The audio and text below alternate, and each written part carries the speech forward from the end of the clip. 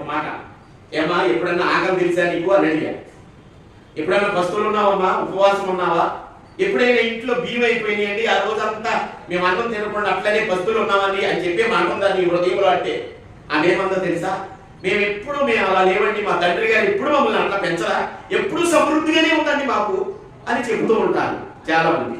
మరి కష్ట సుఖాలను అనుభవించేది ఎప్పుడు, శ్రమలను అనుభవించేది ఎప్పుడు, ఆకలిని అనుభవించేది ఎప్పుడు? ఎప్పుడు గనులుగానే జీవిస్తున్నామా? ఎప్పుడు గొప్పవారుగానే జీవిస్తున్నామా? పేద స్థితిని అనుభవించమా మనము?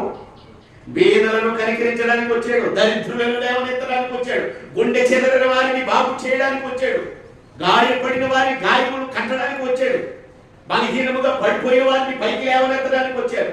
మేము బాగానే నిలబడ్డామండి, సమృద్ధిగా ఉన్నాము, మాకు అన్నీ ఉన్నాయి ఇంటిలో, మేము కొనుక్కునే ఏం లేదు, అన్ని కొనేసి పెట్టేది మా నాన్నగారు, సమృద్ధిగా ఉంచాడు అంటే